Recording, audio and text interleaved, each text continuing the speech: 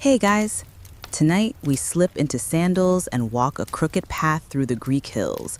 Sun on your back, olives overhead, and not a single piece of Wi-Fi in sight. The world buzzes in low, lazy waves. Cicadas drone like summer ceiling fans. And just as you're about to settle on a mossy stone near a trickling stream, an old shepherd jolts up and hisses, "Not bear!" He stares at the spot like it's cursed. Because, in a way, it is. You've stumbled into Pan's domain, and at noon, Pan naps. Yes, that Pan. Horned, hooved, and half asleep. The god of wild hills, of muddy feet, and meadows where rules melt in the sun. You've probably heard of him as a mischief maker, or nature spirit, maybe that satyr with a flute. But tonight, he's your nap coach. Just don't wake him. You probably won't survive it. So, before you get comfortable, take a moment to like the video and subscribe, but only if you genuinely enjoy what I do here. Let me know where you're listening from and what time it is. I'm guessing it's not high noon, but if it is, you may want to whisper. Now, dim the lights, maybe turn on a fan for that soft background hum, and let's ease into tonight's journey together. You hike a little higher. The world shifts. It feels oddly suspended, too quiet for birdsong, too hot for movement. And then it hits you. This isn't just weather, it's the weight of tradition. You've entered the noontide hush, a daily ritual so old it predates even the temples. The Greeks didn't treat noon as just another hour. No, for them, midday was a sacred interlude, a pause not just for humans, but for the divine. And the god who claimed this slice of time most fiercely was Pan. Imagine a being born of the wildest places, part goat, part man, barefoot and bearded, crowned with horns and tangled hair. He lived in the lonely hills and shady groves, the kind of places where no city wall ever dared to stretch. His symbols were simple: twigs, reeds, music and mischief. His breath smelled like moss and moonshine.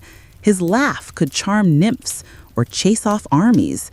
And he slept like a rock at noon. That detail wasn't just a line in one dusty poem. No, it was law. Pan's slumber wasn't optional. It was enforced silence. Theocritus, a Greek poet with a deep love for rural gossip, warned plainly, do not make noise at midday. The shepherd in his verse says, I go in too great dread of Pan for that. Meaning, play a flute during Pan's nap, and you might meet something worse than silence. Something like a panic. Yes, the word comes from him. The sudden fear, the bolt of irrational terror. It was his specialty. He could drop it on you like a hammer from a hillside if you dare to interrupt his peace. Historians still argue whether this myth was born purely from fear or if it masked something practical, like the human need for shade and stillness during a brutal Mediterranean summer. But here's the thing. Even if Pan was invented, the feeling wasn't. Anyone who's been outside during a Greek noon knows that the air changes. It becomes thick and bright and dangerous. It wraps around your skin like wet cloth. It demands you sit, or lie, or vanish. And you vanish you do, into a grove, under an olive tree. Your fingers brush warm earth, a fly buzzes, a goat bleats. But mostly, it's the silence that gets you. A deep, ancient hush that feels less like an absence of sound and more like the presence of something watching or dreaming. Some fringe scholars suggest that ancient peoples might have subconsciously registered changes in solar energy at midday, even electromagnetic shifts, and wrapped them in myth to make sense of them. Maybe Pan's sacred nap wasn't just a cultural story. It was a way of talking about something your skin could feel before your brain could explain it. That eerie stillness, that low buzz in the skull, that edge of a thunderstorm sensation, even with no clouds in sight. Others think it's even simpler. Pan embodied the natural world, and nature, if you haven't noticed, likes naps. At noon, the birds hide, the dogs stretch, the shepherds yawn. The land itself seems to breathe slower, to pause. In Pan, the Greeks carved this moment into a god. They gave the wilderness a face, and that face needed rest. You pass a hillside shrine. Nothing grand, just a stone circle and a carved flute half buried in the soil. Offerings once left here might have included wine, bread, or even twigs. Something simple, something rustic. Pan didn't need marble columns or incense. He needed space and quiet, especially after a busy morning chasing nymphs or blasting armies with a scream that could rupture dreams. And then you think, maybe rest itself was divine. Maybe the ancients weren't just afraid of Pan. Maybe they admired him. Maybe in a world where gods mostly demanded action, wars, prayers, harvests, Pan was the one who taught humans to stop, to listen, to let the sun climb high without chasing it. Of course, it also helped that if you didn't stop, you might find yourself struck with a sudden cosmic fear, or tripping over your own sandals trying to escape nothing in particular. That's how Pan operated. Half joy, half chaos. He gave you permission to nap, but wrapped it in just enough terror to keep things serious. And now you understand why shepherds sat still in the heat, why pipes were lowered and hooves silenced, not just because of tradition, but because in the middle of a day too bright to ignore, silence felt right, natural, sacred. So, here you are, back against a rock, the hum of bees in the air. You close your eyes, and somewhere in the hidden groves, Pan is snoring lightly, one hoof twitching. You don't disturb him. You nap with him. You open your eyes to a flicker of movement in the heat haze, and there he is, Pan. Not from a statue, not from a poem, not from the grainy frescoes where his laugh curls around frightened nymphs. He's real now, half man, half goat, bare-chested, hooves planted firmly in the dust, wild curls down his back, eyes like melted bronze. You freeze, not because he's terrifying, but because he looks exactly as he should, like the forest's heartbeat, like nature walking on two legs, like nap energy personified. He doesn't speak. Of course he doesn't. He just stretches, yawns wide enough to unhinge a jaw, scratches his side with one lazy hoof, and slumps down under a fig tree. The way he collapses isn't lazy. It's sacred. You sense it immediately. This is no idle flop. This is a ritual collapse, timed to the sun's zenith and the stillness of the wind. Pan, master of music, mischief, and midnaps. He picks up a bundle of reeds and half-heartedly tries to whistle through them. Nothing comes. That's the point. Even his flute takes a break. His instrument, after all, has origins soaked in longing and weirdness. Remember Syrinx, that poor wood nymph who tried to escape him by turning into reeds? Yeah, Pan took her remnants, bundled them up, and made a pipe that winds his loneliness. Not the healthiest coping mechanism, but deeply on brand. Still, he doesn't play it now. Not at high noon, and you don't ask questions. You just watch. Historians still argue whether Pan's form came from earlier pre-Greek fertility gods or if he sprang fully formed from some Arcadian sheep dream. But what's agreed upon is this. He was born outside, not in the halls of Olympus, not among the polished crowd of sky gods and polite banquets. He was born where things are messy. Bark, dirt, bramble, maybe even birthed from Hermes and a mountain nymph, depending on who you ask. The moment his nurse saw him, goat legs, tail, laughter like thunder, she ran away screaming. Understandable. So Pan grew up without the usual divine filter. He wasn't here to bless crops in exchange for hymns. He didn't want your polished temple sacrifices or marble altars. He wanted shade, music, running water, and naps. The trifecta of divine leisure. You start to think, Maybe Pan wasn't a god for people. Maybe he was a god for places, a guardian of that sweet spot where wildness isn't dangerous, it's restful, where the edge of a stream whispers instead of roars, where everything is slow, warm, half alive. It's like his essence isn't in his body, it's in the air itself. And now, lying there beside him, yes, you're still here, remember? You realize something odd. You're not scared, not even close. He doesn't demand worship. He doesn't care if you brought offerings. He only demands one thing. Don't interrupt the nap. That was the rule across Arcadia. Even hardened goat herds and olive pickers knew it. You don't sing, you don't whistle, you don't disturb the sacred mid-slumber zone. It wasn't just fear, it was etiquette. Disturbing Pan at noon wasn't only risky, it was rude, like clapping in a library, like microwaving fish in a shared office. And here's your first quirky tidbit of the evening. In some backwoods pockets of Greece, there were shrines not to Pan the music maker, but to Pan the sleeper. No flutes carved there, just warnings. Stones marked with scratchy warnings and fading letters, Pan rests here. Some were nothing more than stacked rocks, shaded by olive trees, with a small cup placed upside down. Empty, yes, but symbolic, a kind of do not disturb sign for the divine. And people listened. The noon hour became not just a break in the day, it became a buffer zone, a silence bubble, and Pan was its mascot. Now picture him there again, his head resting on a mossy root, one hand curled around his half-made flute. The earth doesn't dare quake, the wind doesn't dare blow. This nap has dominion. And you wonder, is this where the idea of the nap began? Not just lying down because you're tired, but resting because time itself demands it.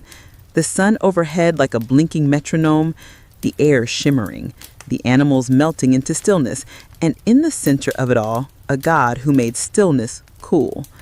Fringe philosophers have tried connecting Pan's midday nap to early solar theology, arguing that gods of heat often had quiet hours, symbolic of the sun's dangerous peak. And hey, there's some logic there. Pan didn't just nap because he was tired. He napped because he was the spirit of the world, and the world needed that pause. A scholarly debate still hums over whether this tradition arose from an early ecological consciousness, humans respecting the pause in nature by blaming it on a god, or if it was just clever time management with a mythological marketing spin. Either way, it worked, because you feel it too. The pull to rest, the pressure to lie down, the warmth pressing into your skin like a gentle hand. There's something ancient in that surrender, something that says you're not being lazy, you're syncing with something older than empires. And just when you think Pan has drifted completely out of reach, he grunts softly, rolls over, and lets out a sleepy snort. You're not sure whether it's approval or a warning, but you take the hint. You close your eyes again. You don't dream exactly. Not yet. You hover. That soft space between waking and sleep, the floaty place where time forgets to tick, is where you find yourself now. It's warm, unmoving, thick as honey. The world around you seems wrapped in gauze. Sounds arrive slower. Shapes lose their sharpness. You're not sure if that goat actually sneezed or if it was just the wind doing an impression. You don't care, because you know better than to move. You're in Pan's hour now. You've heard of the witching hour, midnight's weird cousin, but this is its sun-drenched sibling, the hour of hush, the hour that breaks the day clean in half, the hour you don't mess with, not unless you want to be, well, let's just say terrified out of your sandals. Because here's the thing, Pan didn't just nap at noon, he owned it, defended it, with sound, oddly enough. One sound, a scream. It wasn't always a flute or a laugh or the patting of goat hooves. Sometimes, when disturbed, Pan let out a cry so otherworldly, so raw, that it sent even the bravest warrior bolting for the bushes. His shout was the birth of a new kind of fear, panic. That's not a metaphor. The word literally comes from him. Historians still argue whether the myth of Pan's scream during the Titanomachy, yes, that epic god versus titan throwdown, was invented to explain sudden mass terror, or if real battlefield confusion got mythologized after the fact. Either way, the story is a banger. When Zeus and the Olympians were struggling, Pan stepped up. He let loose a yell so powerful the titans scattered like startled pigeons. Divine chaos, courtesy of the goat god with nap breath. And that same scream? Yeah, that's what you risk if you interrupt his afternoon siesta. This wasn't an obscure belief. Theocritus, who basically wrote ancient Greek shepherd fan fiction, issued stern poetic warnings. Do not make noise at noon. No music, no singing, no loud laughter. Not if you valued your nerves. Pan, it was said, became tetchy when disturbed, which is putting it mildly. Think of the most irritable person you know when they're woken up early. Now give them divine powers and hooves. So what actually happened if you disturbed Pan? Well, sometimes nothing. And sometimes people ran screaming into the trees, overcome by a sudden wave of senseless dread. No visible cause, just terror. Eyes wide, mind blank, legs sprinting. It was fear without reason, without logic. That's what made it so frightening. You couldn't argue with it. You couldn't fight it. You can only succumb to it. Ancient sources didn't call it anxiety or neurosis. They called it panicus. Here's your quirky tidbit of the night. In some rural parts of ancient Arcadia, the locals believed that echoes in valleys, those repeating calls and phantom replies, weren't just sound bouncing back. They were Pan's voice testing the silence. If your shout returned to you strangely warped or came back too late, that meant he was near, watching, possibly judging, or just curled up nearby trying to finish a nap. So yes, disturbing the stillness wasn't just inconsiderate, it was risky. Some historians suggest these stories acted as social regulators, myths designed to keep shepherds from overexerting themselves in the punishing midday sun. Don't play the flute at noon because Pan will punish you. Translation, sit down, Demetrios, or you're going to get heat stroke. Others point out how Pan stories blend raw nature with psychology, turning landscape into living personality. Still, scholarly debates continue. Was the myth born of fear, fatigue, or fungus-induced hallucinations? Honestly, maybe all three. There's something timeless about the idea of the midday taboo hour, a moment the body wants to pause, but society often insists you push through. Pan, in his chaotic glory, flipped that script. He turned rest into law and fear into enforcement. Some ancient travelers recorded whole stretches of trail where not a single bird chirped between noon and 1. Locals whispered warnings, gesturing to low groves or rocky alcoves. Pan's places, they said. In these zones, silence reigned not because people feared each other, but because they feared disturbing the rhythm of the world. That's what Pan represented. Not chaos for chaos's sake, but harmony enforced by unpredictability. And you, lying still in that thick golden heat, start to feel it too. Not fear exactly, but presence. That sense that something vast and untamed notices you. Not in a malicious way, more like waiting, listening. It's unsettling and comforting at the same time, like nature is holding its breath and you're the only one who forgot the rhythm. So you slow yours down. You match the quiet. You become part of the nap. There's an open scholarly theory, more fringe than mainstream, that ancient humans synced more closely with circadian and environmental pulses than we do today. That our ancestors, including the Greeks, may have naturally dropped into these zones of stillness without needing to explain them. But when myth became necessary, when meaning needed a face, Pan emerged, not to create the silence, but to protect it. That would make him one of the only deities whose power came from doing less, from enforcing a break in the script. Imagine Zeus hurling thunderbolts or Apollo shooting golden arrows, and then Pan just lying there under a tree, one hoof scratching an itch, forcing the world to quiet down or else. And somehow, that makes him scarier, more real. Because fear of action is easy, but fear of disturbing rest, that's intimate. That's woven into the body.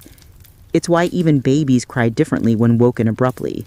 why dreams fall apart the moment your phone buzzes. Pan lives in that rupture, the holy snap between rest and noise. You sit with that thought for a while. Around you, the air thickens, then loosens again. The day leans forward. Time begins to stir. But you don't. Not yet. You think of the shepherds again, sprawled in hills, eyes half-lidded, flutes resting beside them like abandoned toys. Of villagers lowering their voices at lunch. Of stone grooves in old trails where people once stepped softly, just in case. All because of one god's nap. And you feel a strange gratitude.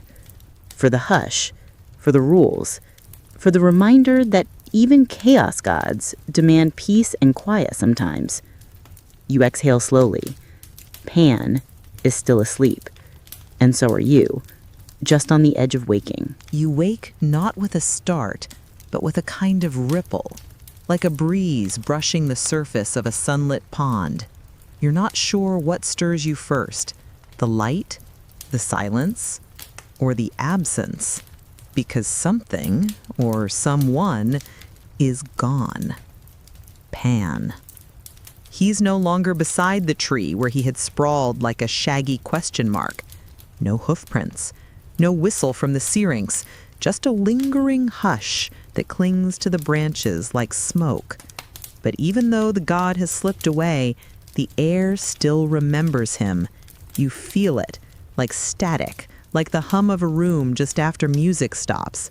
You're alone, but not really. Something remains. You sit up slowly, trying not to disturb the delicate peace still hanging in the grove, but even your careful motion draws attention from the leaves, from the dust, from the invisible presence still hanging somewhere above your shoulder. And in your chest, that same presence is now a pressure, a tightness, a hum. You rub your arms. They're covered in goosebumps. This is fear, but not the usual kind.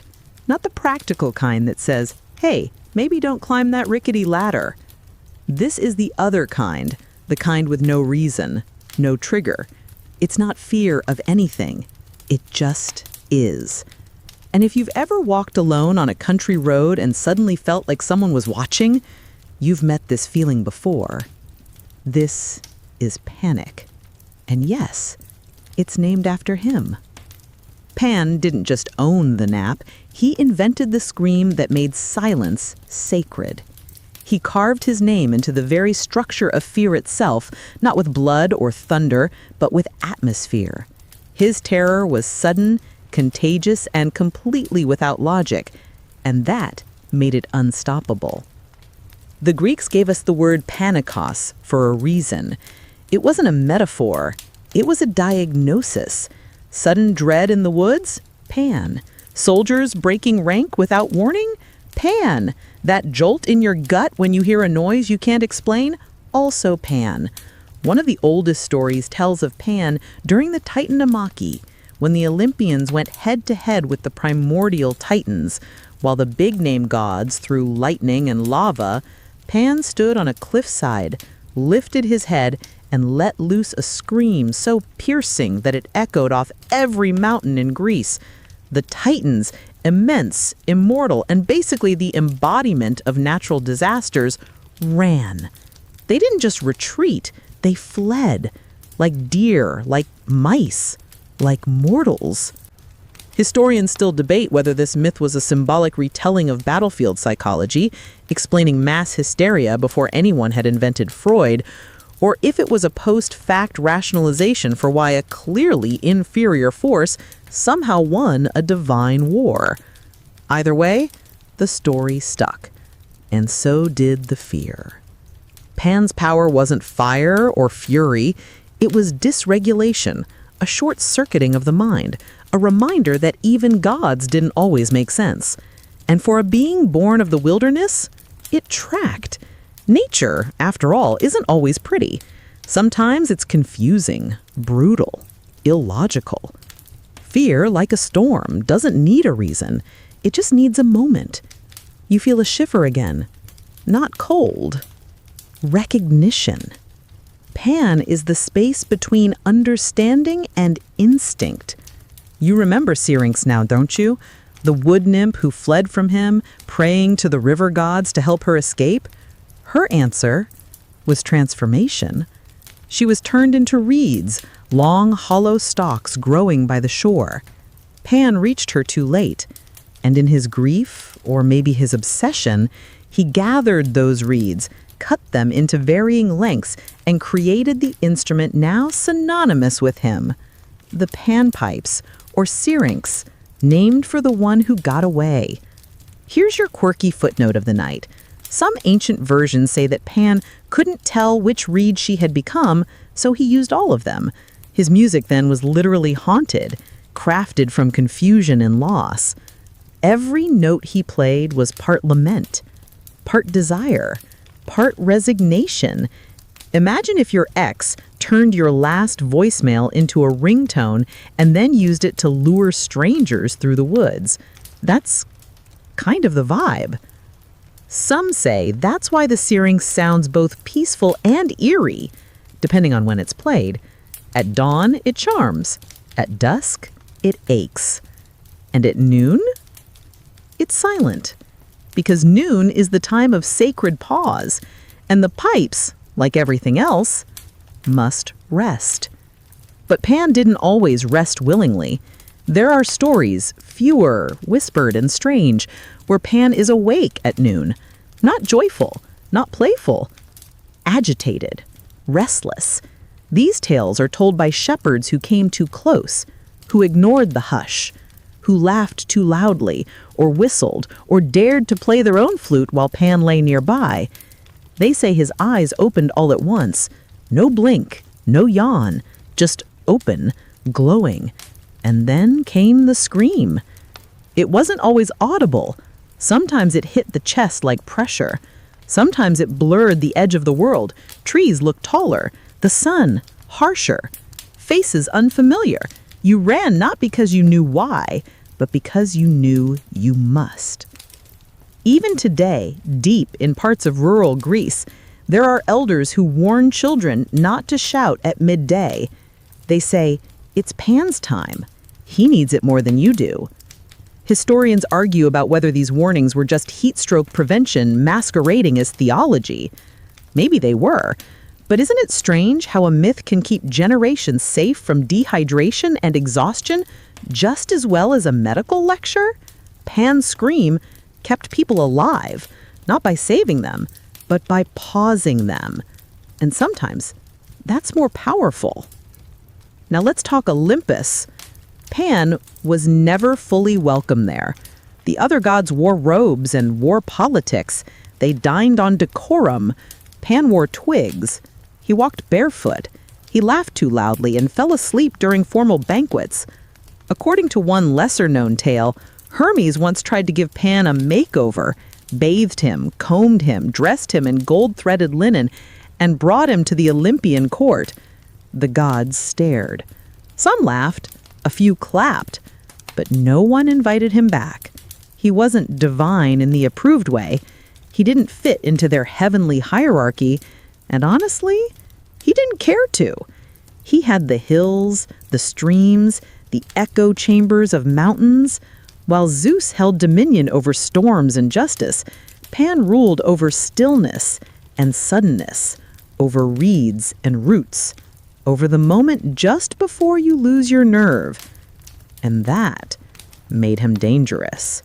Because while the Olympians lived in the sky, Pan lived under the skin. Here's one final beautifully weird tidbit.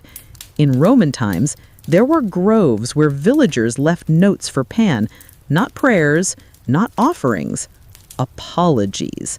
Handwritten scraps of papyrus tucked into trees. Forgive the music, forgive the laughter, forgive the wedding. They feared they'd woken him. They feared what came next. You glance around your grove now. Still quiet, still golden. But now you know. The silence isn't just absence, it's occupancy, a zone where noise has a cost, where the wrong word might ripple too far. And you having felt that tension, having brushed the edges of a god's forgotten fear, you understand. The nap wasn't just a break in the day. It was a warning label. And Pan, he was both the hand that pressed the pause button and the alarm that screamed when you tried to skip it. You stay seated, not because you're tired, though the sun, the silence, and the ripple of unease haven't exactly energized you, but because movement feels inappropriate, like clapping in a cathedral. Something about this hour demands reverence, not the polished kind with incense and choirs, but the primal sort, the hush that falls over a forest when a predator's nearby, or the moment just after lightning but before the thunder arrives. And it's then that you remember Echo. Not the noise, the nymph. Pan's other not quite love. The girl who talked too much, fell for the wrong guy, and then got tangled in the mythic equivalent of a bad breakup, divine punishment, and a metaphor that linguists are still using. Echo, according to one thread of myth, was a mountain-dwelling nymph who caught Pan's attention. Maybe it was her voice. Maybe it was the way she never seemed to stop moving. Or maybe Pan just had a thing for nymphs in general, which, let's be honest, he absolutely did. But unlike Syrinx, Echo didn't run from him. Not right away. She danced with him, teased him, spoke in riddles. Maybe she even liked him. Briefly. Until she didn't. And in some versions, that's when it got messy. Pan, rejected again, didn't wail or chase her this time. He told his followers, those strange half-goat creatures, the Peniskoi, to tear her apart. Not in a rage-fueled bloodbath, but in a surreal, symbolic way. They scattered her voice, not her body, shattered it into fragments, so that she could only repeat what others said. A divine echo chamber, cursed to mimic but never initiate. Other versions soften the story. Maybe it wasn't Pan's wrath. Maybe it was Hera's, punishing Echo for distracting her from catching Zeus mid-flirtation. Either way, poor Echo ends up voiceless. Or rather, voice only. A haunting repeat of everyone else's last words. A ghost of conversation. A living delay. Historians still argue about which version came first, and whether Pan's role in Echo's tale was meant to be terrifying, tragic, or oddly poetic. Some say he was a metaphor for lust and loss. Others see him as the jealous wild man whose inability to possess beauty turns into destruction. Fringe thinkers propose that Pan and Echo were never lovers or enemies at all, but opposing forces. Sound and silence, chase and retreat, doomed to circle each other forever without truly meeting. You sit with that idea for a moment, because something about it rings true. Pan, the god of loud noises and sudden terror, paired with Echo, the girl who can't start a sentence. Pan plays the pipes, Echo repeats the notes.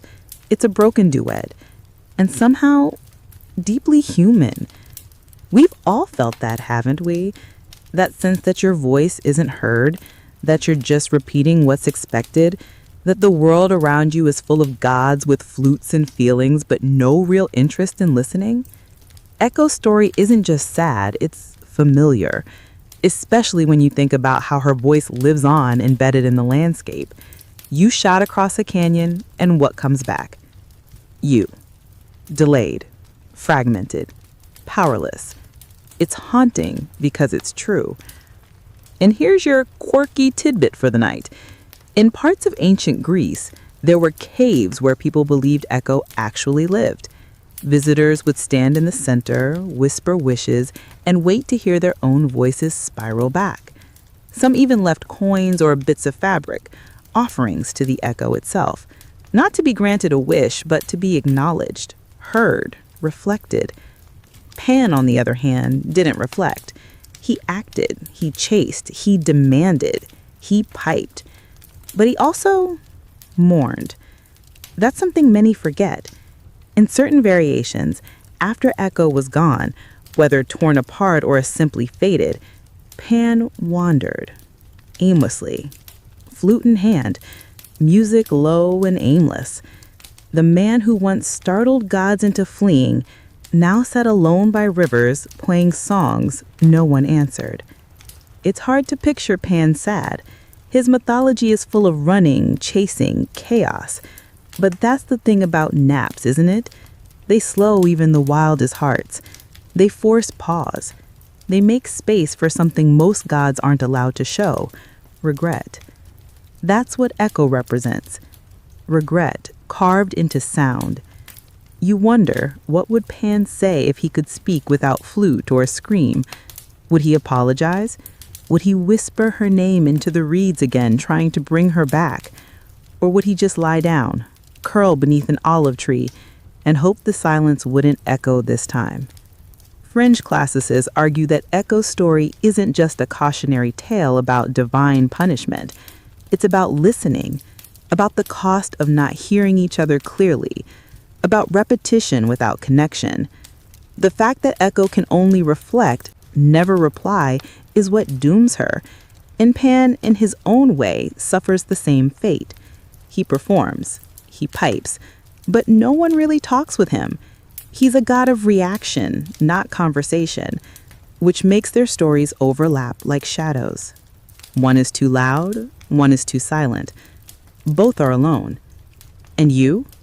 You're in the middle of their myth, somewhere between sound and stillness, between impulse and consequence, between scream and echo. It's no coincidence that the midday nap, Pan's sacred pause, is silent. He, the god of noise, chose to disappear each day at the hour when the world is the loudest. Heat, light, flies, hammering sun, and Pan is nowhere to be seen, or is he? Maybe he's just listening. Or maybe he's chasing a voice he'll never hear again. You lie back again, the earth warm against your spine. A cicada clicks in the distance. The echo of your breath returns a beat too late. And for a moment, you think you hear panpipes, faint, distant, not in melody, but in rhythm, like someone walking uphill, slowly, carrying a tune they're not ready to play. You close your eyes, not to sleep, but to feel the silence better. You dream without dreaming, not quite asleep, not fully awake. The kind of rest where your body forgets its weight, but your mind still flickers, drifting between memories that aren't yours and thoughts you've never had.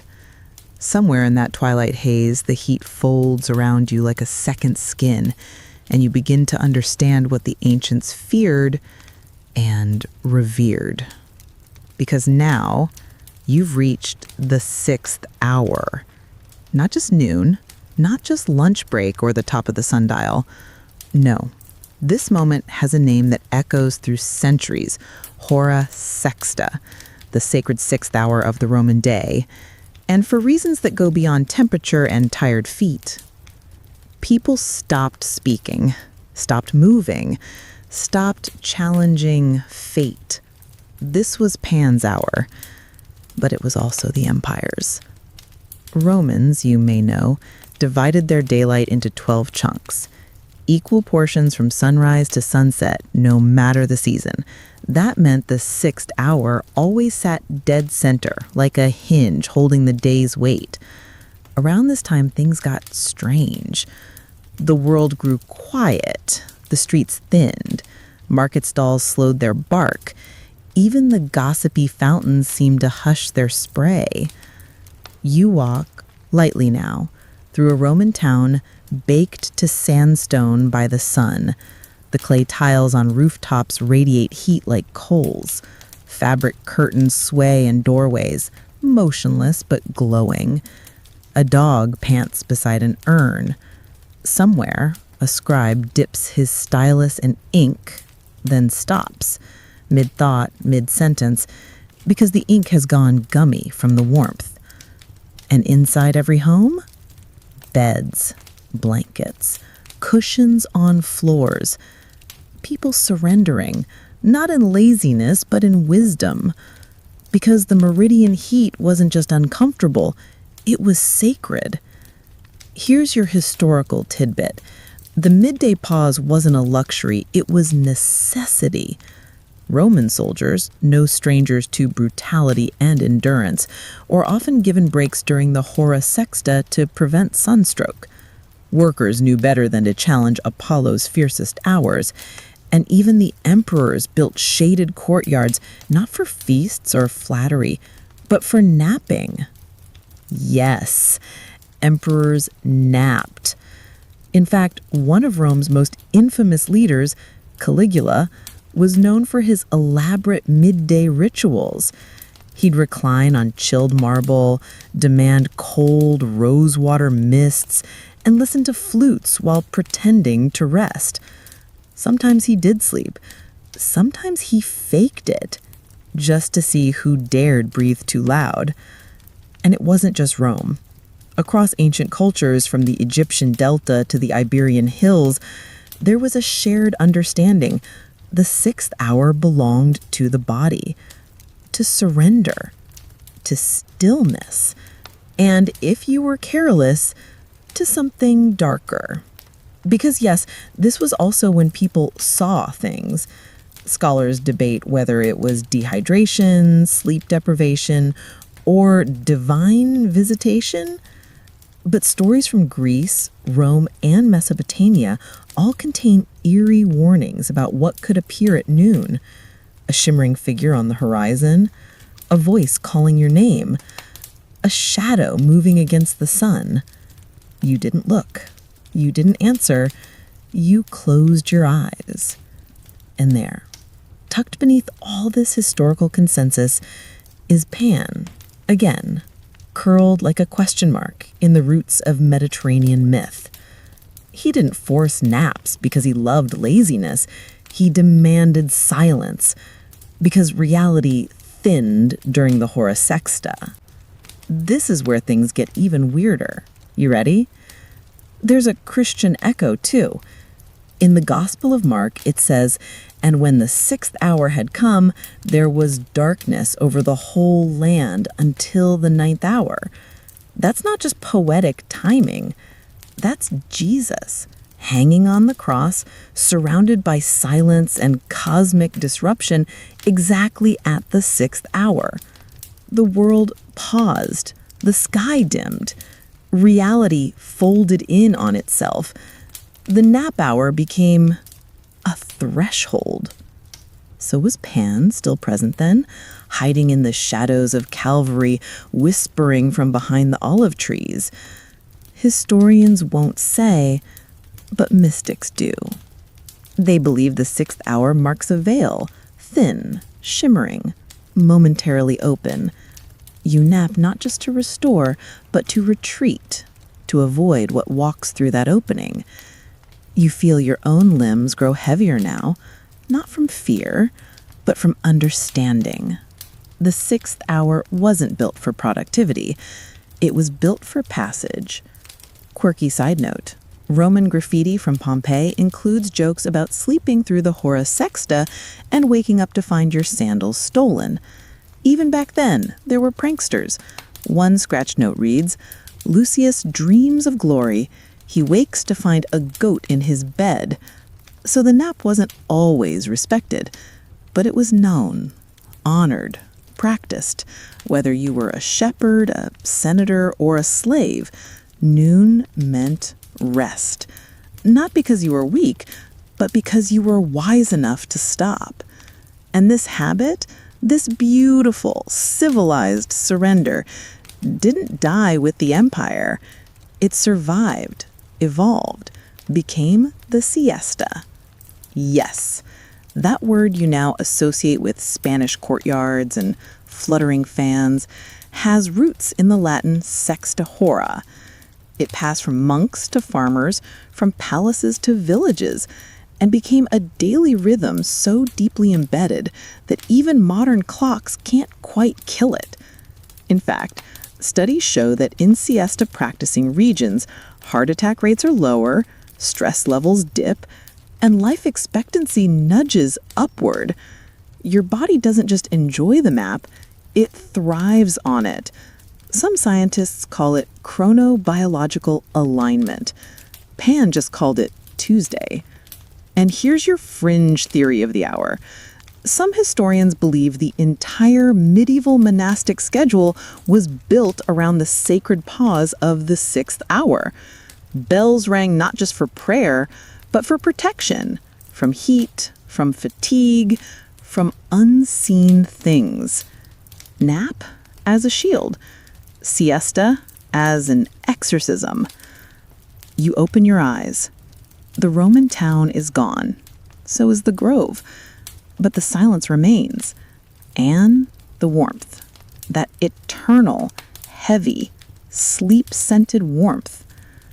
You stretch, slowly, like a cat, like a human returning from the edge of something deeper than sleep. Pan? He's not here. Or maybe he is. Not as a goat-footed god with a flute and a smirk, but as the force that taught empires, poets, and prophets to pause, to step back from the noise, to close their eyes before reality cracks open. And you've napped in his hour now. You've listened, and the world, just for a moment, held its breath. You wake, sort of, in another place. The trees are different, taller, darker, crowned with leaves like spears. The air smells like damp moss and incense. This isn't Greece. This isn't Rome. This is older than Latin, but newer than myth. You're lying on something soft, too soft to be grass. And as your eyes adjust, you realize it's wool. Clean, combed, slightly aromatic lamb's wool, spread in a shallow hollow lined with carved stones. Someone put it there on purpose. Welcome to a Roman lucus, a sacred grove dedicated to Faunus, the Roman echo of Pan. If Pan was chaos, Faunus was calm. Pan raced through the hills, laughter in his throat and flute in hand.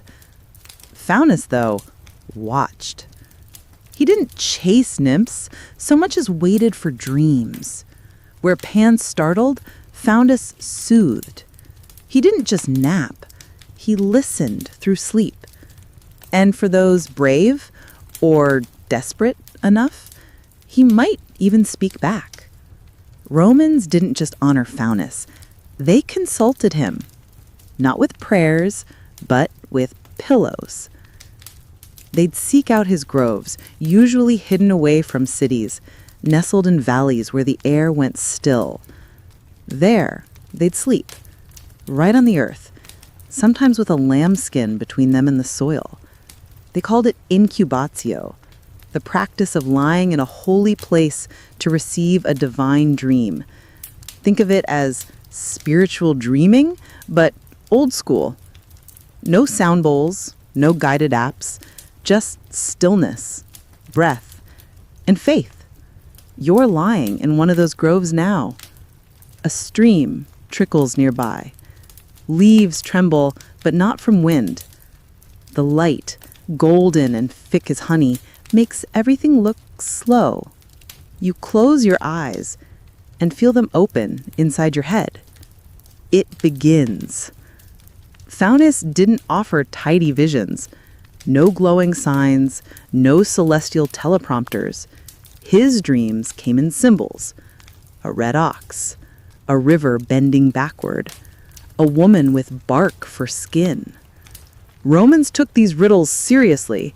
When they woke, they'd run, literally run to interpreters called conjectores. These weren't just guessers. They were trained in patterns, omens, mythology, and folklore. Reading dreams was an art, a science, a business, and a risk. Because, of course, Faunus wasn't always gentle. Some dreams rattled people. There are stories, fringe, admittedly, of politicians receiving dreams so disturbing that they resigned on the spot. One tale involves a Roman consul who dreamt his own head became a torch. He took it as a sign of coming war. He was right. He died that month. Others, though, came back from the grove with new courage, renewed focus, even love. Faunus, it seems, didn't play favorites. He just revealed. Historians still argue whether these dream rituals were spiritual or psychological. Was Faunus real? Or was the silence, the ritual, the sleeping in a sacred space just a way to access a deeper layer of the human brain? Let's pause on that. Because even now, in the 21st century, scientists are rediscovering what Faunus supposedly knew. That the midday rest, the nap, the siesta, the slowdown, is when your brain reboots its emotional circuitry. Some parts of the brain go offline, but others, the ones tied to memory, insight, and dreaming, light up like constellations. And here's something even wilder. Modern studies show that people trained to incubate dreams, yes, that's the term used today, can sometimes solve real-world problems while they sleep. Artists, inventors, mathematicians, they've all reported answers that came not in the shower or at the desk, but between sleep and wakefulness, just like Faunus promised. Your own dream now, inside this story, is slippery. You try to catch it, but it dissolves like mist. You almost remember a face, a symbol, a word, then it's gone. But what lingers is the feeling. Something important just brushed past you in the dark. You sit up. The wool has left light marks on your skin. The world feels tilted, like you've crossed a boundary that wasn't meant to be visible. And maybe you have. In ancient Italy, Faunus was more than a god. He was a threshold, a liminal presence. Not quite wild like Pan, not quite civilized like Jupiter. Somewhere in between. And his hour, midday, wasn't a time, but a doorway. Here's a curious detail. During the festival of Finalia, held in mid-December, peasants and farmers would honor him with wild dances, laughter, and wine. But leading up to the celebration, silence, sleep, reverence. The night before was known for strange dreams. Some people fasted. Others burned specific herbs, mugwort, laurel, to invite visions. The line between rest and revelation blurred. You wonder, have we forgotten this art? When was the last time you rested with intent? Not just to escape, but to receive. Not just because you were tired, but because you were curious about what your body, your mind, your spirit might whisper back if given the space. Faunus knew, or perhaps more accurately, Faunus reminded people of what they already knew, that wisdom doesn't always shout. Sometimes it waits in a bed of lamb's wool beneath an ancient tree. Sometimes it comes at 12:47 p.m. when your phone is on silent and you're too full of lunch to argue with consciousness. Sometimes in the hush between thoughts, something vast opens, and a god, or at least a dream, walks in. Back to our story. You rise from the grove, slower than usual. The nap wasn't long, but it was deep. Like diving into a cold lake and surfacing somewhere else. You feel different. Not enlightened, not transformed, but nudged. Like someone gently realigned a picture frame on the wall of your soul. Faunus didn't need worship. He needed listening. And you listened. Quirky fact before we close, there are modern Faunus groves being recreated today. People are rebuilding sacred rest spaces, not temples, not spas, but quiet sanctuaries just for midday naps and dreams. There's one in Italy with literal sheepskin bedding and herb bundles.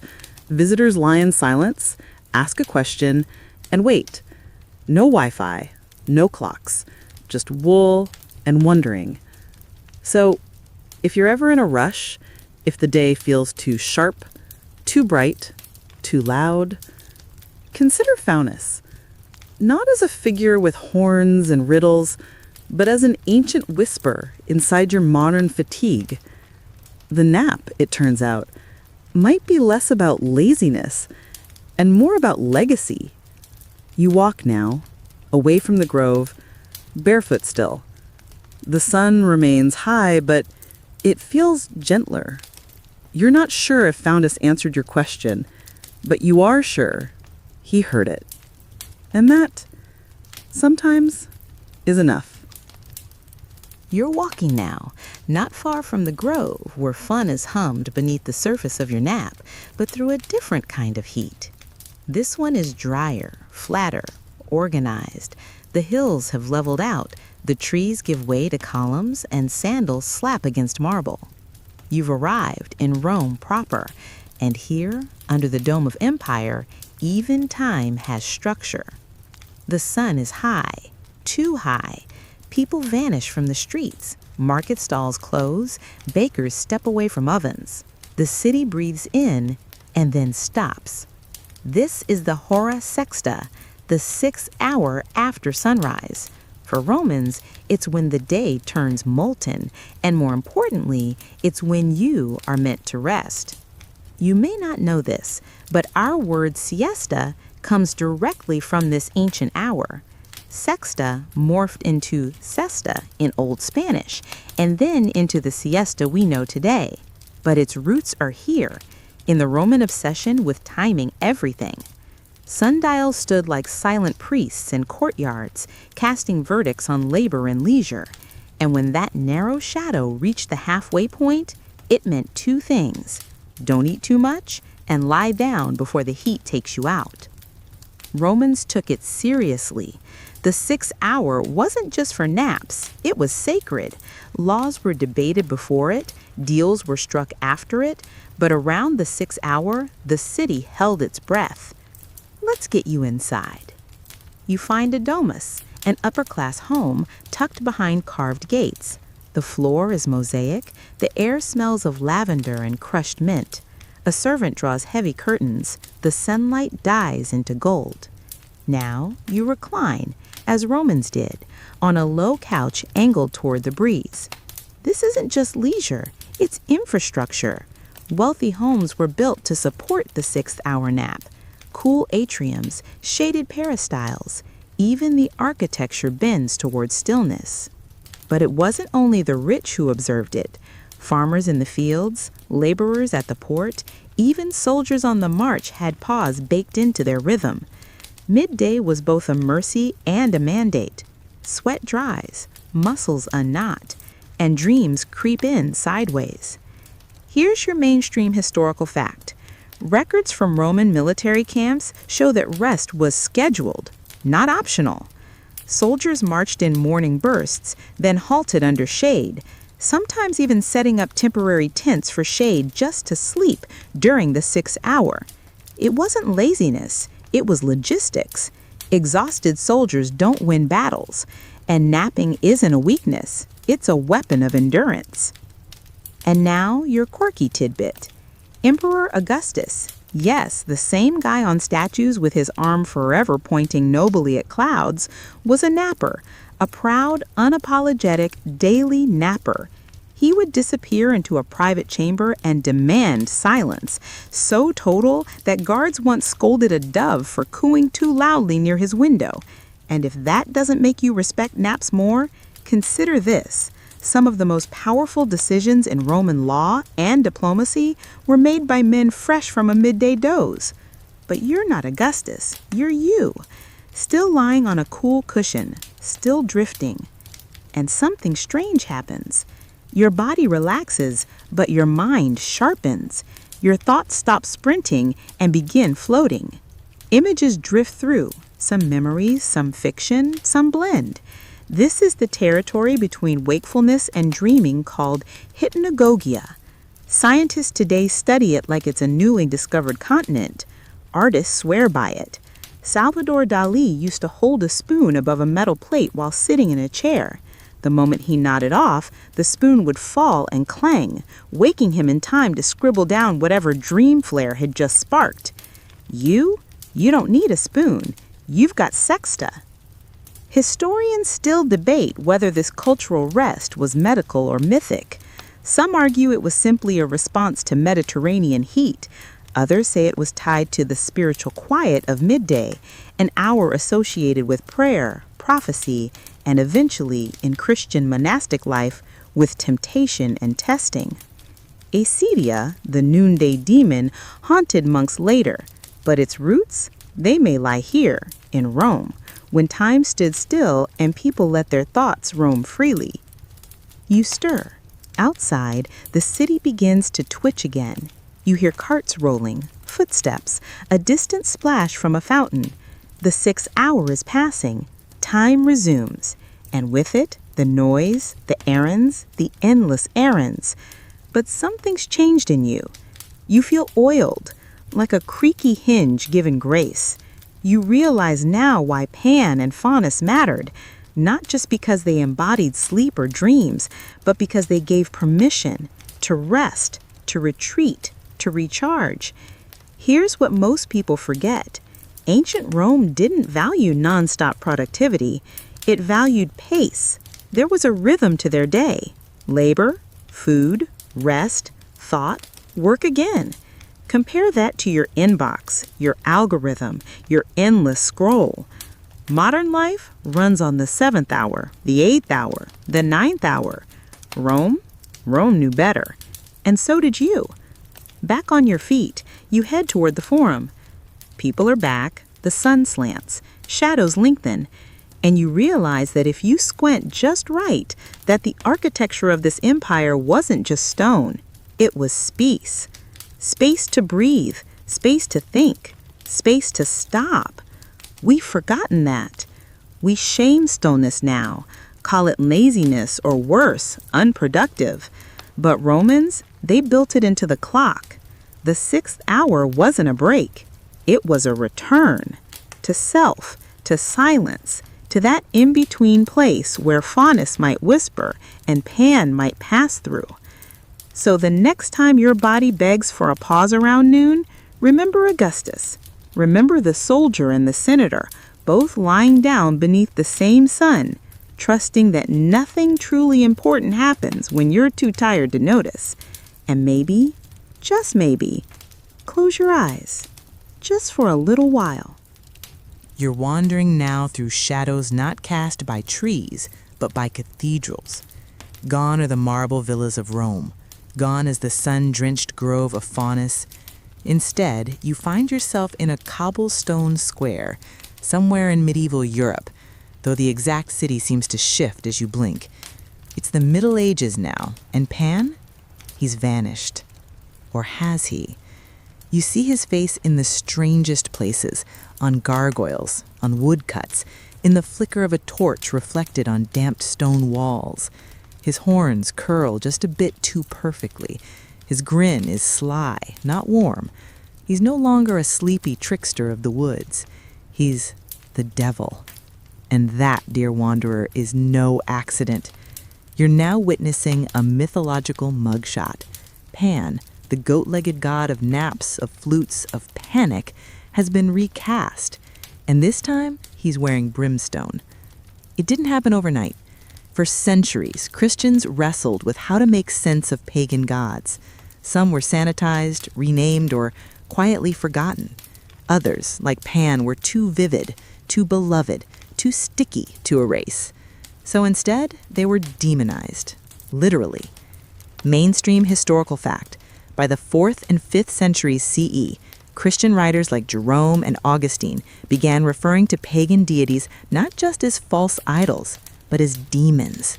Pan, with his cloven hooves and animal cries, fit the mold a little too well. Over time, artists began using Pan's imagery, horns, tail, beard, hooves, to illustrate Satan himself. You're standing now before a stained glass window in a crumbling chapel. Light streams in from red and gold, illuminating a monstrous figure looming over a group of terrified peasants.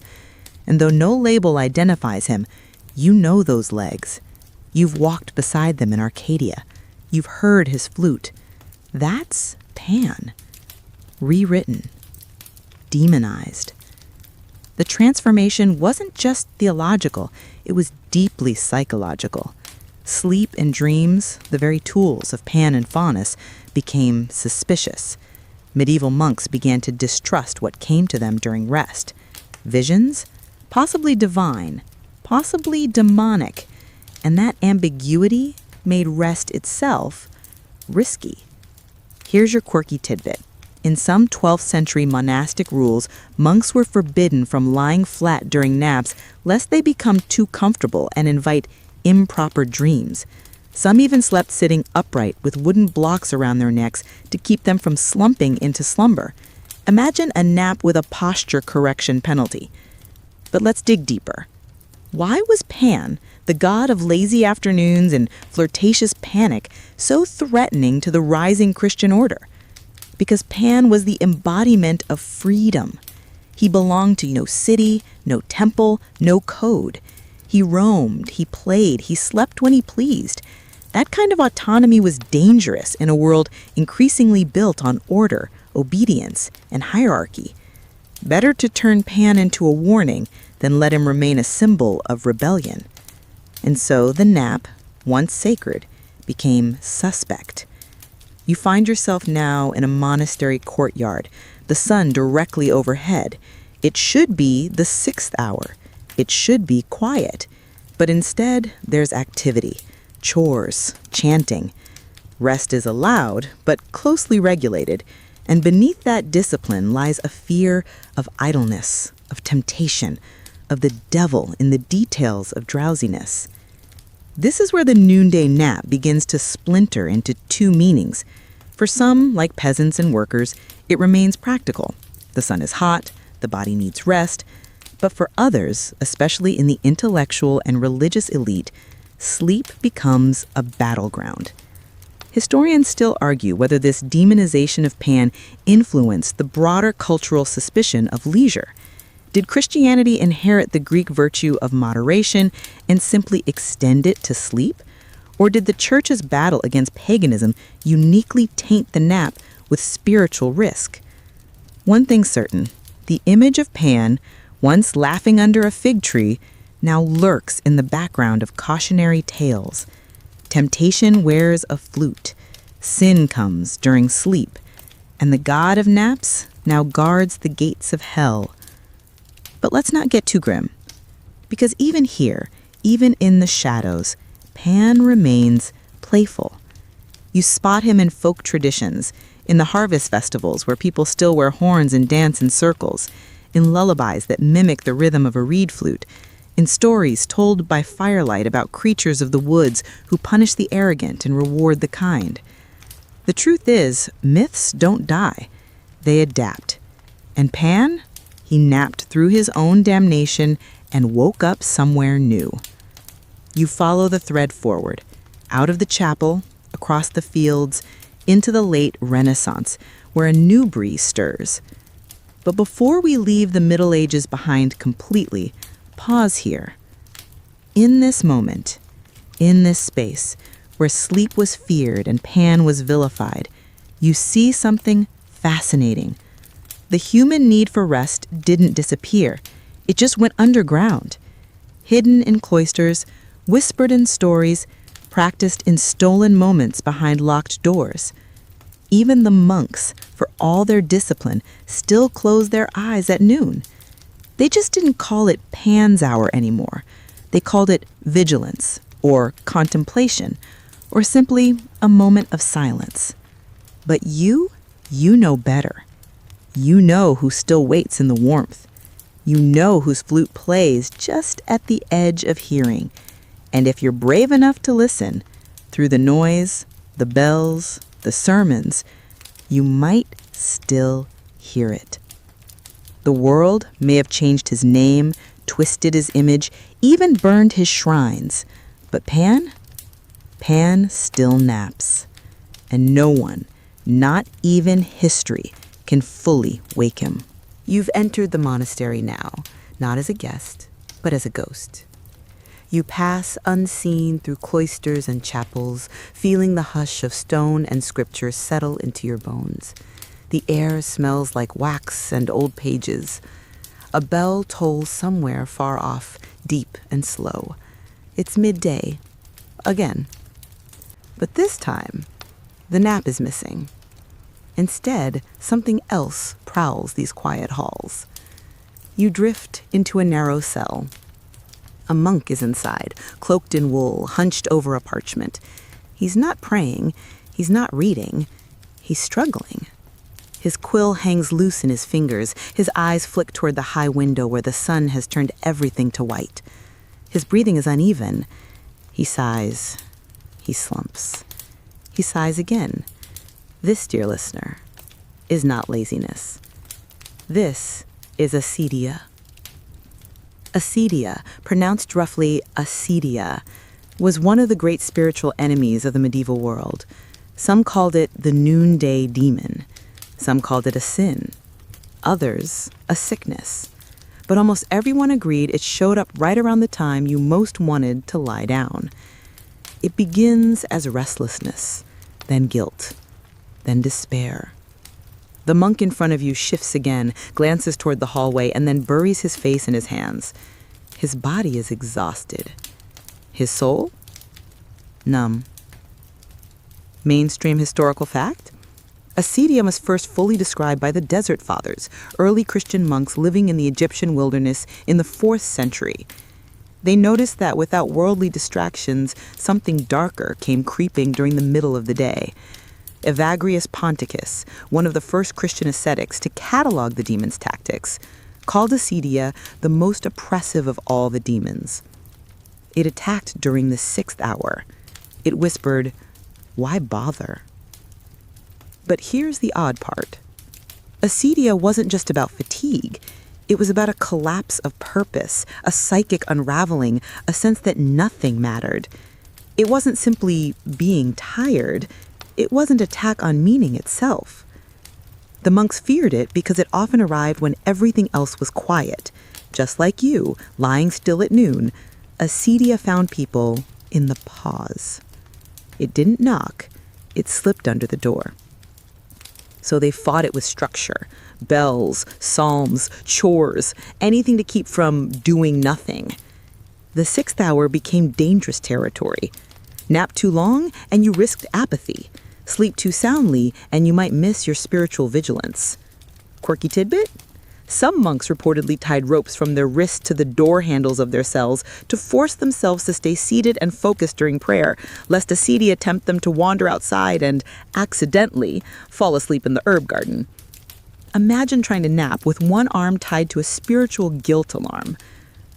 But let's pause for a second and ask the big question. Why does this sound familiar? Because it is. Acedia isn't just a medieval idea. Modern psychologists have drawn connections to it and what we now call depression. Others link it to burnout, that creeping fog that makes every task feel heavy, the sudden lack of joy, the haunting sense that lying down won't help, but neither will standing up. Historians still argue whether acedia is the spiritual ancestor of clinical depression or a completely separate phenomenon shaped by its intensely religious context. Was it just monk sadness? Or was it humanity's first attempt to name an existential crisis? Either way, you felt it. That ache at 2 p.m. when your motivation collapses into itself like a dying star, when even watching something feels like a task, when your to-do list becomes a menu of defeat. That's not just fatigue. That might be acedia. And it haunted the sacred hours that once belonged to Pan. You step outside again, out of the monk's cell into the sun-drenched courtyard, and you realize this demon didn't kill the nap. It poisoned it, twisted it into something suspect. The nap was no longer a reward. It became avoidance, an escape. And the church, at least parts of it, began to preach that to rest at midday was to let down your guard, to invite demons. But still, humans are stubborn. Despite sermons and bells and rules, people kept drifting off in the heat, in the vineyards, in the barns, in the shade beside monasteries themselves. You see them now, through windows, behind doorways, sleeping. Not because they've been possessed by acedia, but because they're human.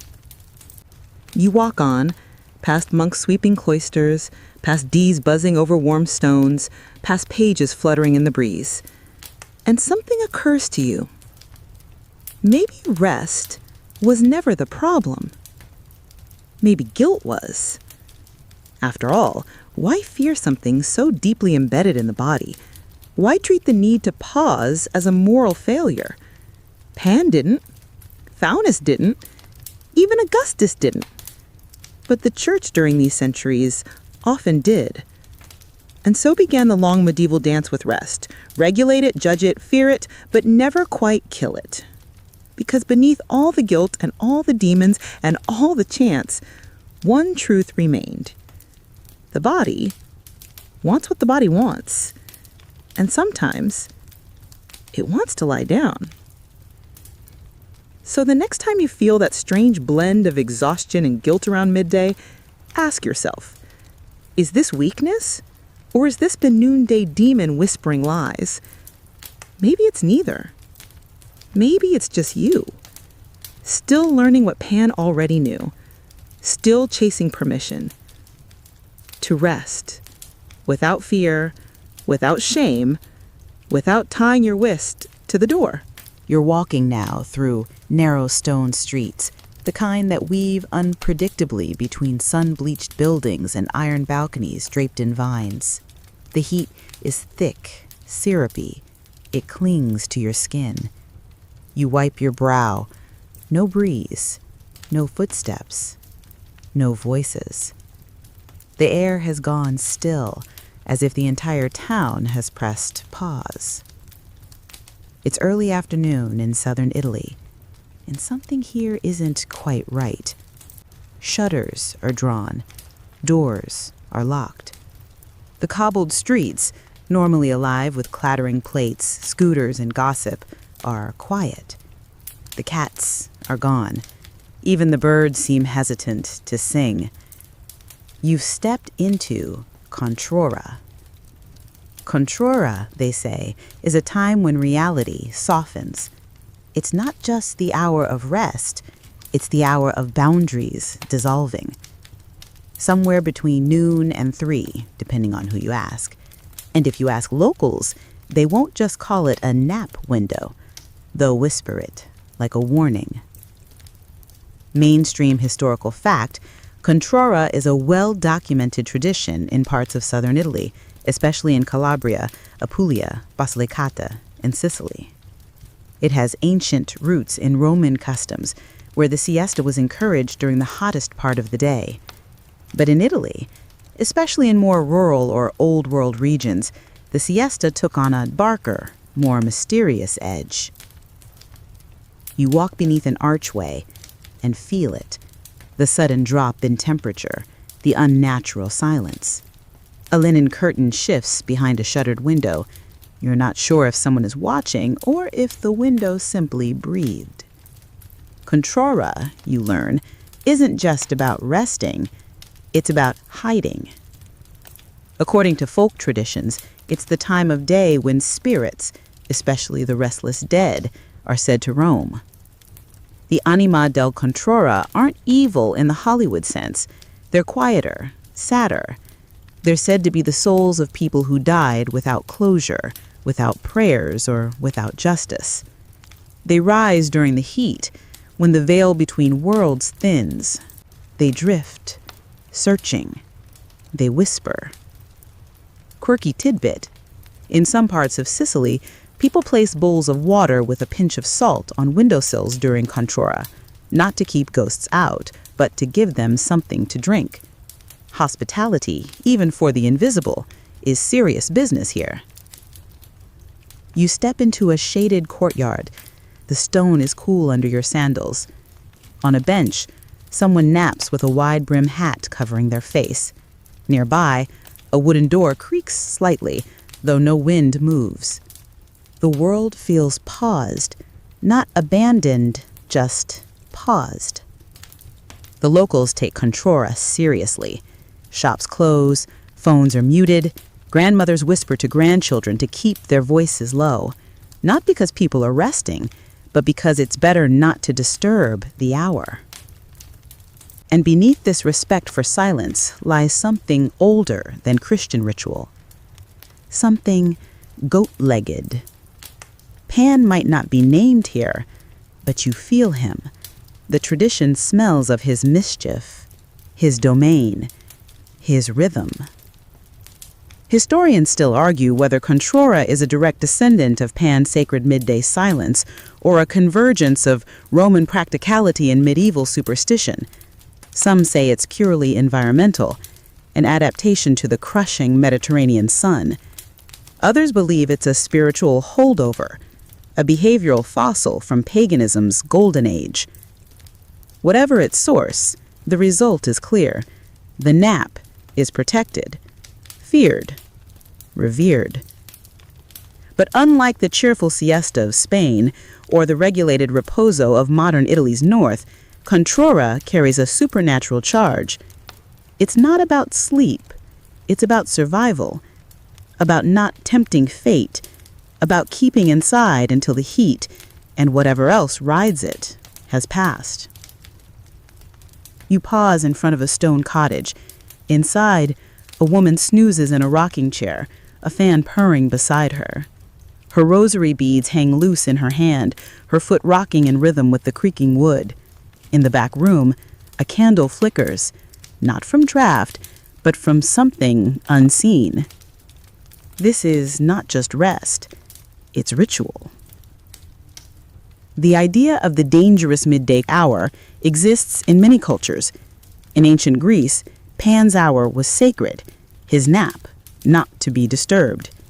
In the Middle East, noon is often paired with jinn stories and heat-induced hallucinations. In North Africa, desert travelers know to wait, to lie flat, not to challenge the sun. In southern Italy, it became controra, not a nap, a truce between the living and the heat, between daily life and whatever lies underneath it.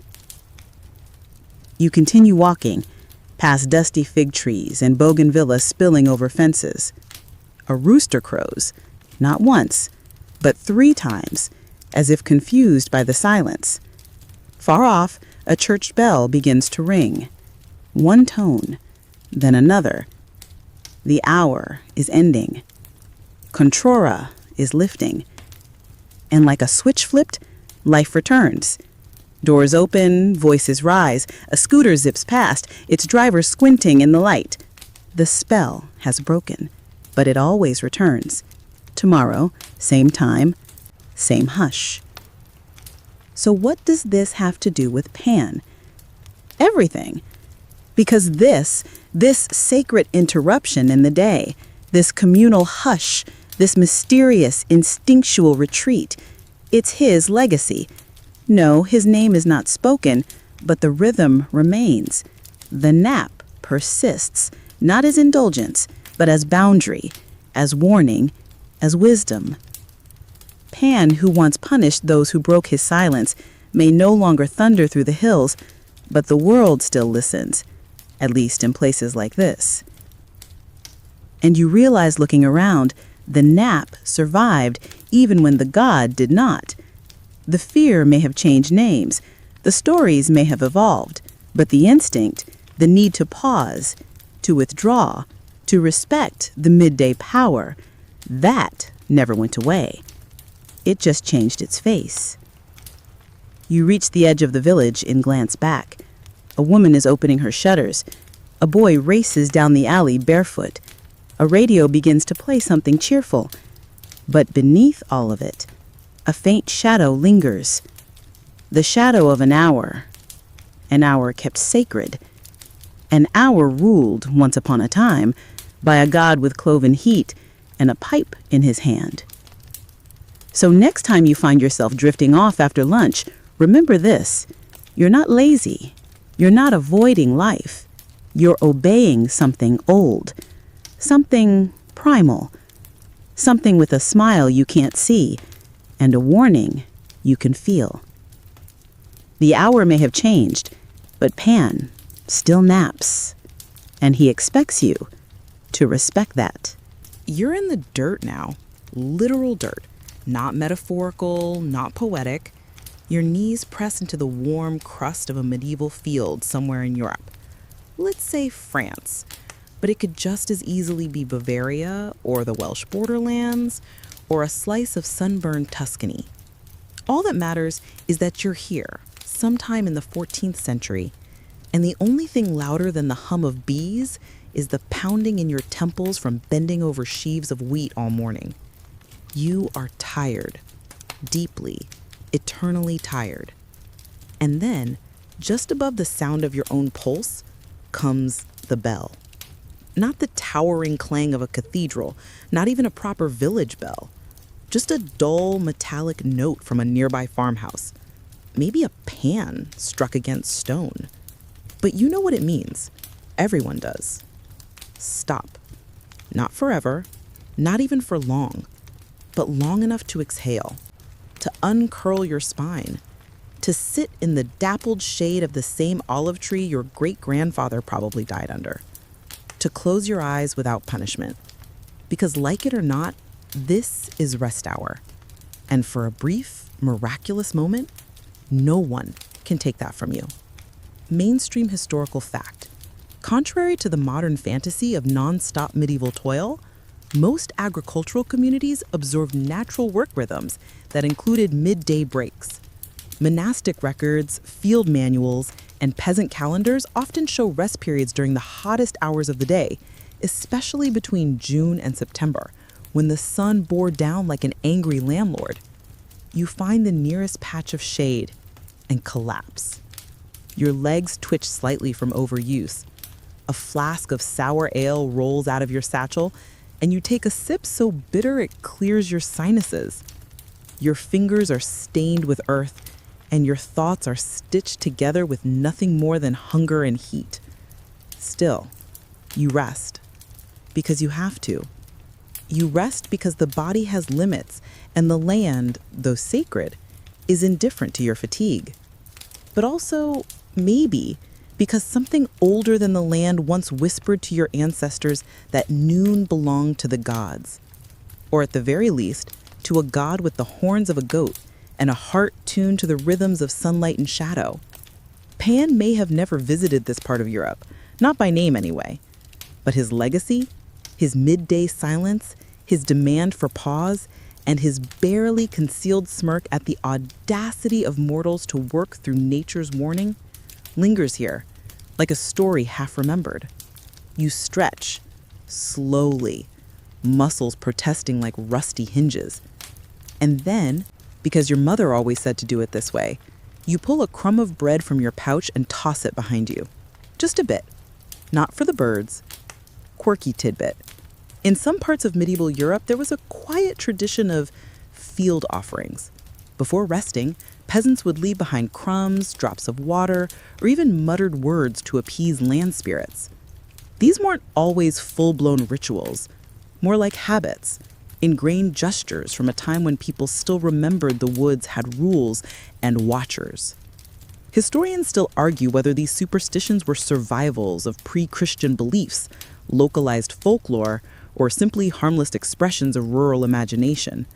But many agree the midday break wasn't just about health. It was layered with meaning, vulnerability, symbolism. You lie back. The sky above you looks bleached, too bright to really stare at. A hawk circles overhead, silent as sin. Somewhere a child is crying and then isn't. You close your eyes. And then the thin, glowing veil between waking and sleep, something cracks open. A dream. Not long, not vivid, but charged. A strange field where the crops shimmer with gold instead of green. A melody on the wind, like a reed pipe you can't place. And a figure far off, resting too. Not watching you exactly, just existing. simultaneously familiar and impossible. Fur and skin, laugh and silence. You wake with a jolt. Not much time has passed, maybe 15 minutes. But the world feels newer somehow, like someone pressed reset on the heat. You sit up, brush the dust from your arms, and glance around. The other workers are still down, some sprawled, some curled, some snoring like cattle. The bell hasn't rung again. Not yet.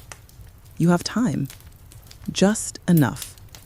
And maybe that's what this nap is really about. Not recovery, not indulgence, but rebellion.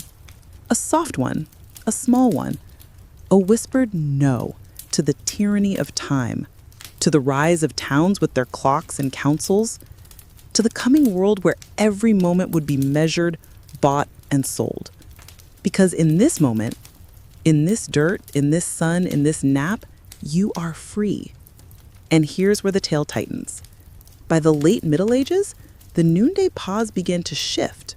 Clocks arrived, bells became regular, cities grew, labor was organized, regimented, and sleep was frowned upon. You've heard of Arcadia, the Noonday Demon. She got an upgrade. Now she wasn't just bothering monks. She came for merchants, scribes, farmers, anyone who dared to blink before sunset. Sermons thundered.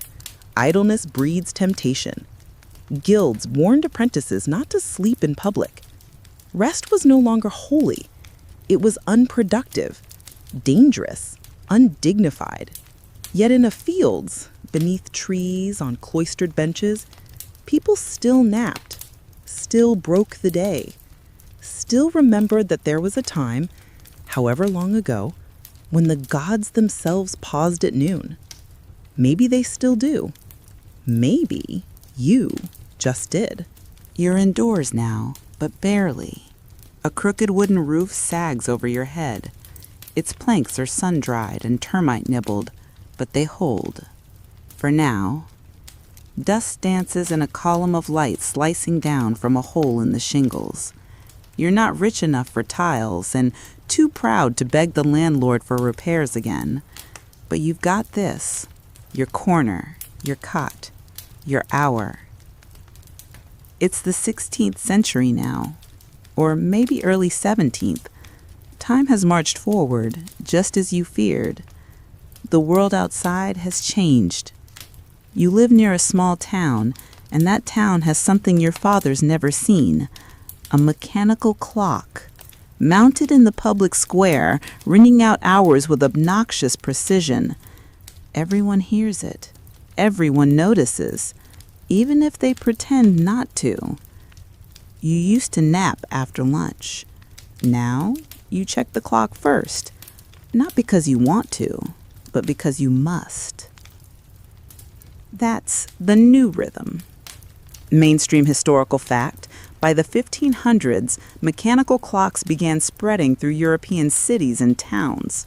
With them came a shift from natural time, sunrise, meal, sunset, to artificial time, 7 a.m., 1 p.m., 6 p.m.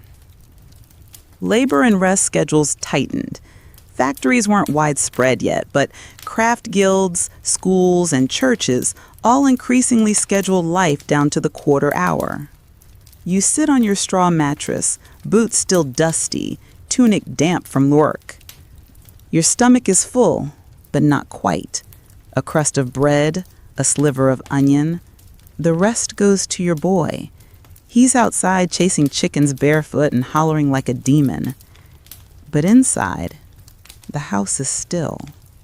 Just the sound of a housewife's broom sweeping the alley 2 doors down, and the faint tick of your neighbor's new wall clock, imported from Germany, they say. You lie down, or try to, because rest doesn't come easily anymore, not like it used to. You're restless, jumpy. Your heart doesn't trust this silence. You can't shake the feeling that someone, somewhere, is counting the seconds you waste, that every breath is being weighed. Your body wants to nap. Your brain says no. And that tension, that split between need and guilt, that's not by accident. It's by design. Quirky tidbit. Some 16th century employers, especially in workshops and city guilds, began issuing what were called wait tokens or ring tests. Workers suspected of sleeping on the job might be given bells, weighted tokens, or dangling strings tied to doors. If they moved, or didn't, their supervisor would know. Some tokens even rang if tilted. A medieval version of a lie detector, tuned for laziness. Historians still argue whether this was widespread or isolated to strict guild masters and urban households. Some scholars say these stories are exaggerated. Others argue they're proof of a growing obsession with time discipline, especially among Protestant reformers and urban capitalists. Sleep, once sacred, was becoming suspect. Still, not everyone agreed. In some rural towns, especially in southern Europe, the siesta held strong. Spain, Italy, Greece, they clung to the nap like a national treasure. Churches scheduled sermons around it. Families ate heavy lunches, then shuttered their windows. For a time, even the post office respected the sacred siesta hour. But in your town, it's fading. Your own son, when he starts school, will be told not to nap. He'll get a desk instead of a mat. A bell will ring to tell him when to start thinking, and another to stop. And somewhere in that process, the midday silence will vanish. You stare at the ceiling, one arm draped over your eyes. And then it happens. Sleep creeps in, not because of peace, but despite the lack of it. And this time, the dream feels different. You're walking through your town square, but it's empty. The clock tower is gone. In its place, a hill. A Greek hillside, sunlit with time brushing your knees. A pipe plays in the distance. Someone laughs. A wild, bark-like laugh that you both fear and crave. Pan? No. But close. A memory of him, maybe. A flicker of his shape in a world that forgot. You reach for him. And wake up. Someone's knocking. You sit up fast, banging your shin against the bedpost. The knock comes again. A neighbor, maybe, or the guildmaster's apprentice checking in. You've been asleep for 12 minutes. 12. And somehow that feels scandalous. You shake it off. You rise, but something inside you is irritated. Not angry, not afraid, just fed up. Because a nap used to be sacred. Now it's scheduled, suspicious, shamed. So you mutter something. Not quite a prayer, not quite a curse. And you promise yourself this. Tomorrow, if you get the chance, you'll nap again. Maybe longer. Maybe outside. Maybe under the sun like people used to do. You'll close your eyes and ignore the clocks and dream of pipes and hills and laughter in the heat. And for a few minutes, you'll remember what freedom felt like. You're on a train now. No, not a chariot or an ox cart, or even a nobleman's carriage bouncing down a Roman road. A train, modern, metal, electric. It hums beneath your feet like a sleeping beast. Outside the window, the world whips by in blurred streaks of gray and green. Suburbs giving way to farmland. Steel spires giving way to rolling hills. You're not thinking about any of it. Not really. Because it's happening again. That thing. That slow, uncoiling thing behind your eyes. It's early afternoon, and your body is whispering the oldest command in its vocabulary. Lie down. just for a moment. But of course you can't. You're sitting upright in public, surrounded by other passengers with earbuds, phones, laptops, tablets. Nobody's speaking, but nobody's resting either. Everyone is locked in, wired up, scrolling or typing or pretending to focus. Everyone's faking alertness, except maybe that older man in the corner who's been snoring softly for 2 stops now. You envy him. You adjust your seat, stretch a little, try to blink the weight off your eyelids. Mainstream historical fact. Scientists call it the postprandial dip, or the circadian trough. Roughly 1 to 3 p.m., your core body temperature drops slightly, melatonin begins to rise, and alertness takes a dive, even if you haven't eaten a large lunch. This biological rhythm is consistent across cultures, age groups, and even species. In other words, it's not the pasta's fault. It's hardwired. Modern life, however, isn't interested in your ancient rhythms. Your calendar is full. Your inbox won't empty itself.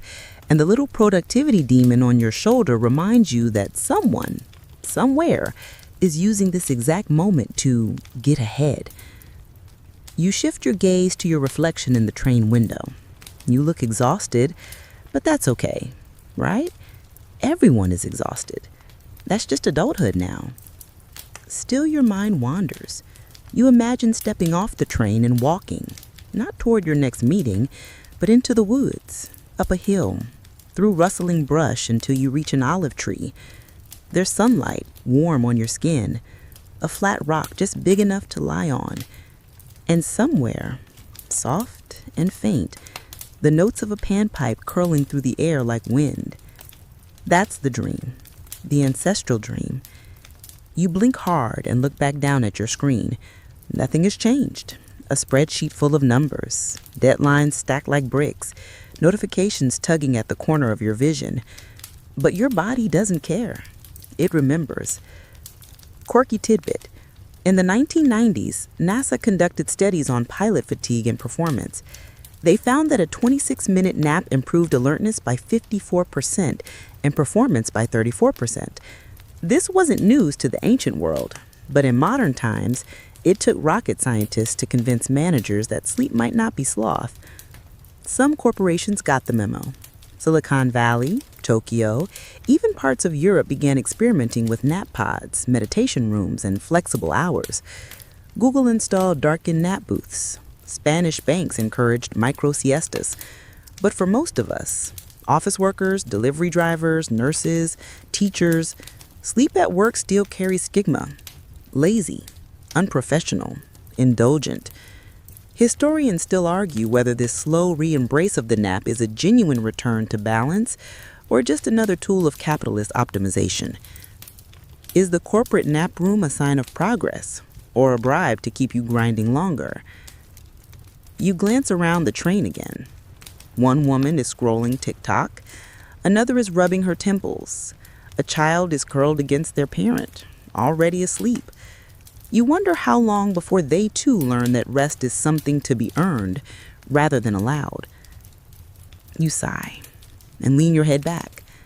It's not sleep, not yet, but it's a step, a dangerous one, because the moment your neck relaxes, the floodgates open.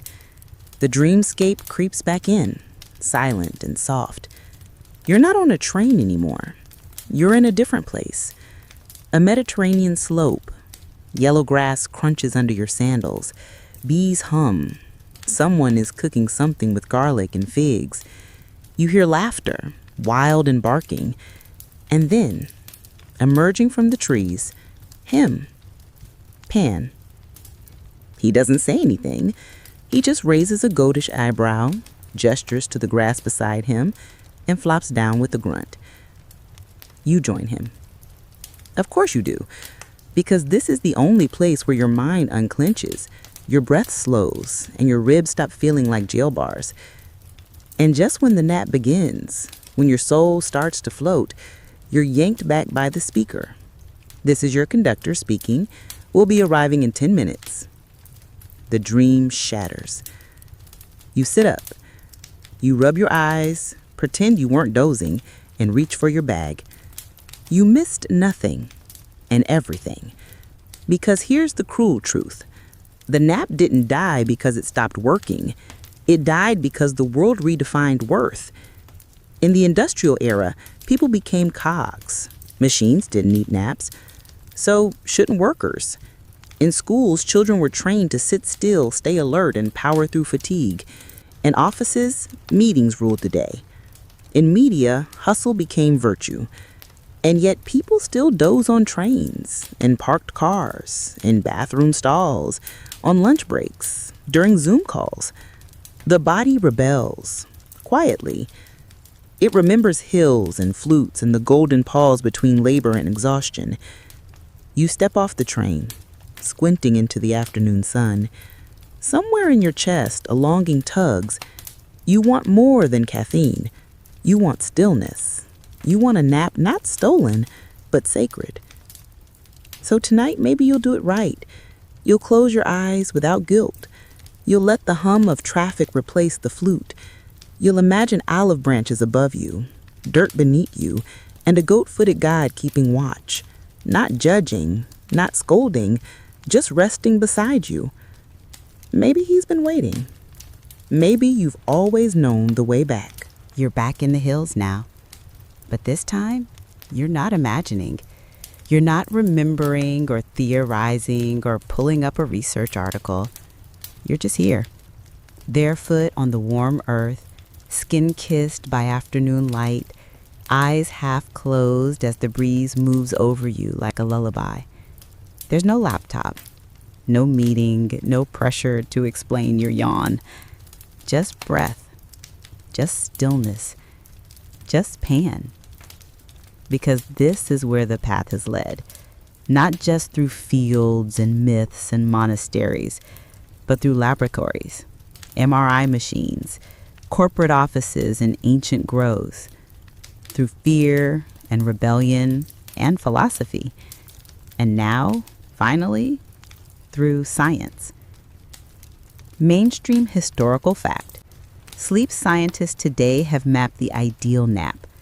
10 to 20 minutes improves alertness without grogginess. 90 minutes gives you a full sleep cycle, dreams included. But the true revelation, napping, especially in the early afternoon, improves memory consolidation, emotional regulation, and even immune response. You're not being lazy. You're giving your brain a service upgrade. You lie in the grass, and the sky opens above you. This is where the divine has always met the mundane, not in temples or boardrooms, but in moments like this, moments where the world lets go of your shoulders, moments where you remember you are not a deadline, you are not a machine, you are not behind. You're just here, breathing, alive. Pan is beside you, still goat-legged, still grinning, but older now. Softer, not wild or frenzied, just calm. A god at peace with obscurity. Historians still argue whether Pan's decline was theological or psychological. Did the rise of monotheism chase him away? Or was it the industrial clock? Was it empire, fear, or simply the inevitable forgetting of something that can't be quantified? But he never left entirely. He hid. In lullabies, in swing hammocks, in hammam tiles, in vineyard siestas, in cats sprawled across sun-warmed floors, in children's mid-afternoon hush, in the world's persistent, stubborn belief that rest matters. You open your eyes. The science supports you now. The MRI scans, the HRV metrics, the performance studies, the productivity spikes, the drop in workplace errors, the lower blood pressure, the increased patience, empathy, creativity.